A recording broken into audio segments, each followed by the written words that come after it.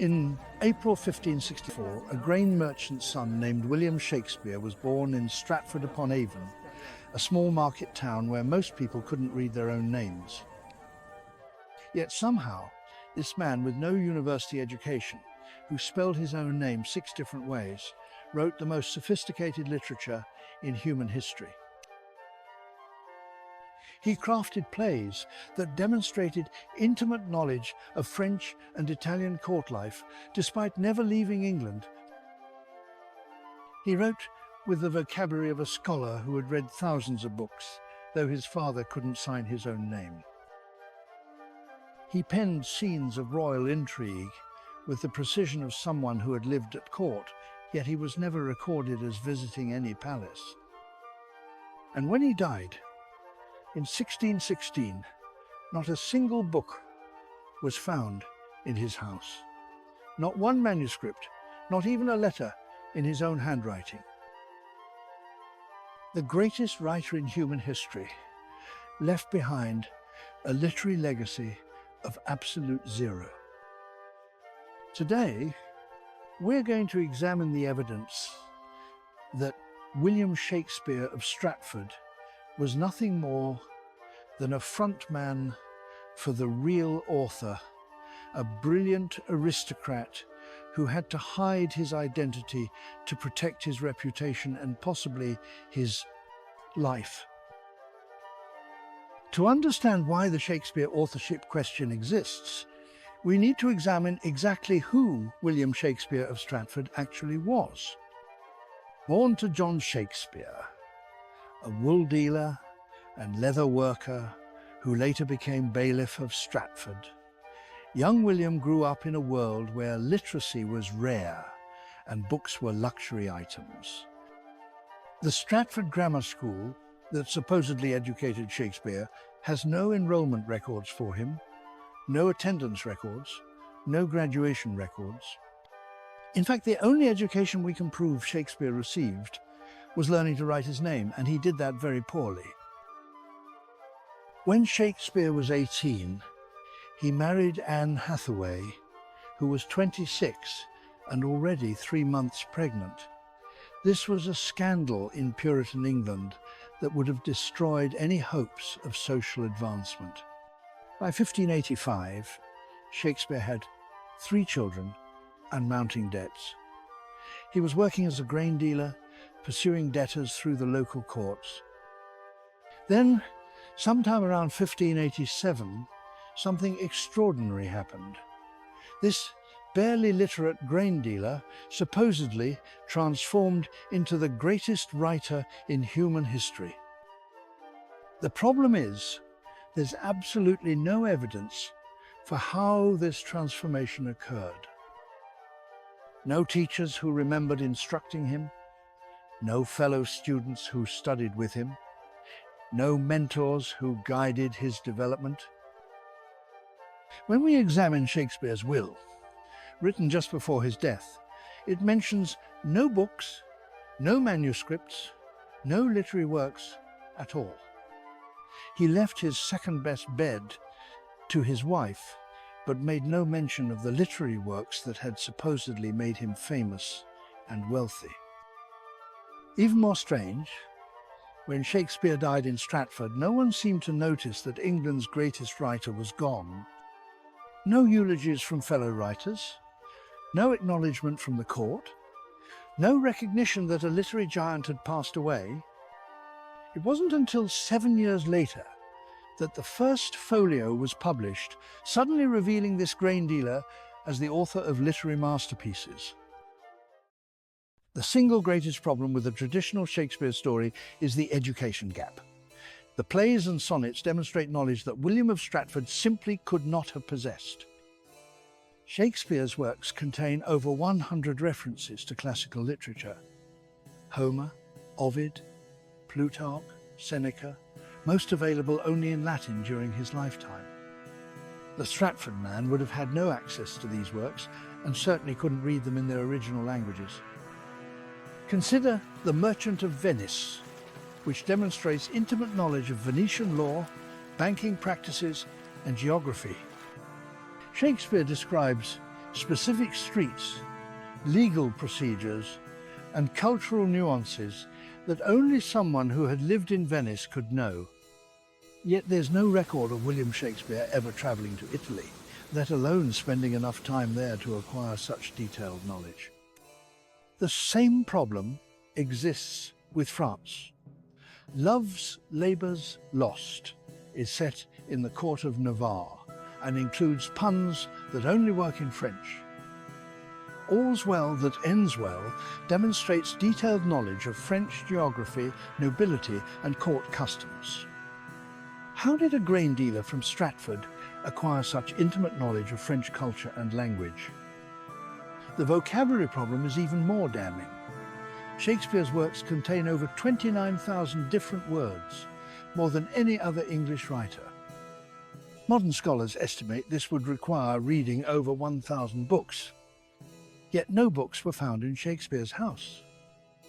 Christopher Marlowe, who was university educated at Cambridge, used only 8,000 different words. Ben Jonson, also university trained, used 11,000. How did an unschooled man from Stratford surpass the vocabulary of university graduates by 3 times? The technical knowledge is equally problematic. Shakespeare's plays demonstrate expertise in law, medicine, astronomy, music, and military strategy. Hamlet includes detailed knowledge of Danish court customs and geography that wasn't available in English sources. The Winter's Tale demonstrates intimate familiarity with the Bohemian court and its customs, information that was closely guarded diplomatic intelligence. Where did a Stratford grain dealer acquire such diverse, specialised and often secret knowledge? If William Shakespeare of Stratford didn't write the plays, then who did? The evidence points to one man, Edward de Vere, the 17th Earl of Oxford. Born in 1550, Oxford received the finest education available in Renaissance England, studying at Cambridge University and Gray's Inn. Unlike the Stratford man, Oxford travelled extensively throughout Europe, spending months in France and over a year in Italy. He lived in Venice for several months in 1575, exactly when he would have gathered the detailed knowledge displayed in The Merchant of Venice. Oxford studied law at Gray's Inn, one of London's most prestigious legal institutions, which explains the sophisticated legal knowledge throughout Shakespeare's works. He was a patron of theatre companies and wrote court entertainments, activities that would have been scandalous if publicly known. In Elizabethan England, it was considered beneath an earl's dignity to write for public theatres. Noblemen who wrote poetry shared it only privately among the court. Oxford faced an additional problem. He was Catholic in Protestant England and had been involved in political conspiracies against Elizabeth I. Writing plays that subtly supported Catholic themes or criticised Protestant policies could have cost him his life.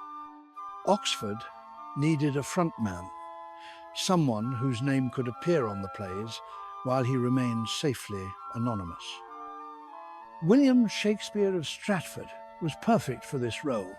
He was an actor who worked with Oxford's theatre companies and needed money to support his growing family. The timeline fits perfectly. Oxford's documented travels correspond exactly with the knowledge displayed in Shakespeare's plays. When Oxford visited the Danish court in 1576, he would have gathered the insider knowledge that appears in Hamlet. His months in the French court explain the intimate cultural details in Love's Labour's Lost and All's Well That Ends Well. Most tellingly, Oxford's own life story appears repeatedly in the plays, often in precise detail. Like Hamlet, Oxford's father died when he was young, and he was made a ward of a powerful court figure. Like Bertram in All's Well That Ends Well, Oxford was forced into an unwanted marriage with his guardian's daughter. These aren't coincidences, they're an author drawing from his own life experiences. The case for Oxford as Shakespeare becomes overwhelming when we examine the literary and historical evidence that scholars have tried to suppress for centuries. In 1578, a book called Euphues was published, containing the phrase, "though the phrase be sweet." "The man is but a fool," later used word for word in Twelfth Night. The author of Euphues was John Lilly, Edward de Vere's private secretary and ghostwriter. Dozens of phrases, entire speeches and plot devices from Oxford's circle appear in Shakespeare's works, often years before the Stratford man supposedly wrote them. The dedication to Shakespeare's sonnets is perhaps the most damning evidence of all. It's addressed to Mr. W.H., the only begetter of the sonnets. If William Shakespeare wrote the sonnets, why would he not be the begetter? And who is this mysterious Mr. Wall? The answer becomes clear when we realize the dedication is addressing Mr. W.H. as the author, not the subject of the sonnets. Wilsh stands for William himself, Edward de Vere, addressing his own alter ego, the frontman William Shakespeare. Even more telling is what happened when Edward de Vere died in 1604. Shakespeare's writing style immediately changed. The late plays The Tempest, The Winter's Tale, Cymbeline were clearly written by a different hand, cobbled together from Oxford's unfinished manuscripts. The vocabulary becomes simpler, the classical references disappear, and the intimate knowledge of court life vanishes. It's as if the real genius behind the works had died because he had. But perhaps the most compelling evidence comes from Oxford's own contemporaries who seem to know the truth. In 1589, the art critic Gabriel Harvey wrote that Oxford's countenance Shakespeare's, a clear reference to the Shakespeare pseudonym. Contemporary writers regularly made cryptic references to the true author hiding behind a mask. Ben Jonson, who supposedly knew Shakespeare personally, wrote in his eulogy that the author was not of an age but for all time, strange words for a recently deceased grain dealer. Jonson also wrote that Shakespeare had small Latin and less Greek, exactly what you'd expect him to say if he was maintaining the cover story. The evidence was hiding in plain sight. The literary establishment just refused to see it. The implications of the Oxford theory extend far beyond simple literary history. They expose a conspiracy that has shaped our understanding of genius, class, and education for over 400 years. The Shakespeare myth has been used to promote the idea that genius can emerge from anywhere, that education and social position don't matter.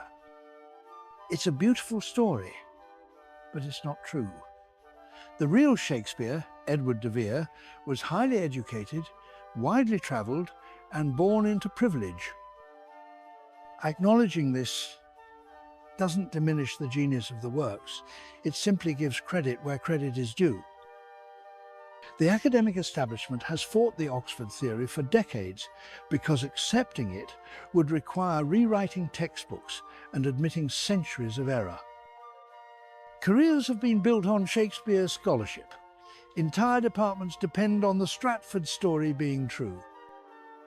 But the evidence is overwhelming. Edward de Vere had the education, the experiences, and the motive to write Shakespeare's works. He had access to the courts, the languages, and the cultural knowledge that permeate every line of the plays.